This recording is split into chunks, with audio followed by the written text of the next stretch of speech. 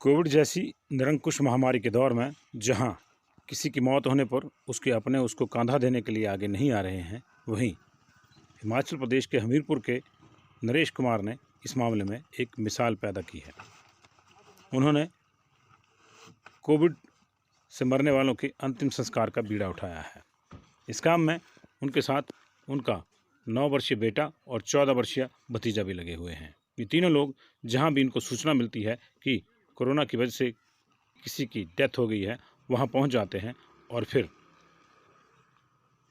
अंतिम संस्कार की पूरी प्रक्रिया को खुद अंजाम देते हैं।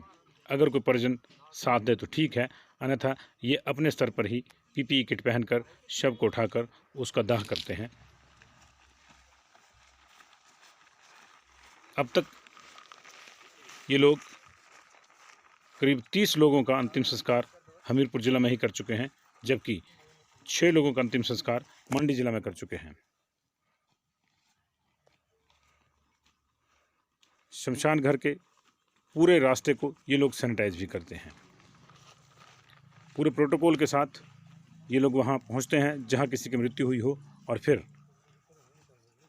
अंतिम संस्कार करके वापस आते हैं। आप देख सकते हैं कि कठिन से कठिन रास्तों पर भी ये लोग किस तरह से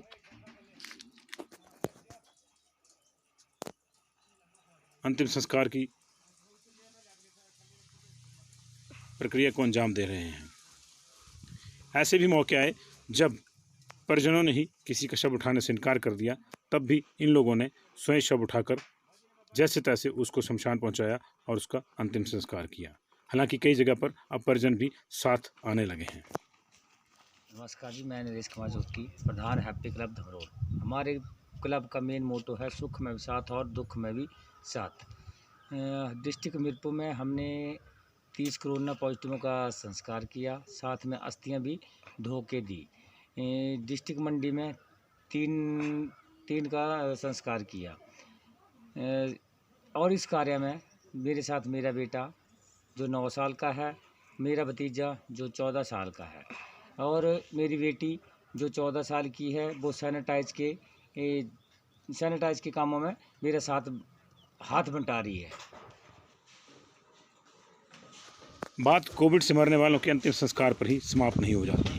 नरेश कुमार अपने बेटे और भतीजे सहित उन तमाम जगहों की सैनिटाइजेशन का भी काम कर रहे हैं जहां से कोई केस आ जाता है, चाहे वो दफ्तर हो, किसी का घर हो या किसी गांव से उनको सैनिटाइजेशन के लिए बुलावा आए, वे तुरंत पहुंच जाते हैं। इस पूरे मामले में सबसे बड़ी बात है कि तमाम चीज़ों के खर्च का वहन वो अपनी जेब से ही कर रहे हैं। अगर कहीं किसी पंचायत या संस्था ने दवा इत्यादि छिड़काव के लिए देने की मैं मदद कर दी तो ठीक है, अन्यथा ये लोग अपनी जेब से खर्च करके इन कार्यों को अंजाम देते हैं।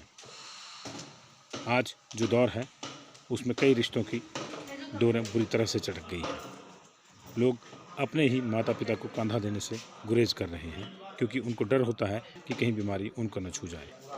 ऐसे समय में ये 3 लोग, नरेश कुमार, उनका बेटा और उनका भतीजा, पूरे समाज के लिए मिसाल है। हमीरपुर से गौरी की रिपोर्ट।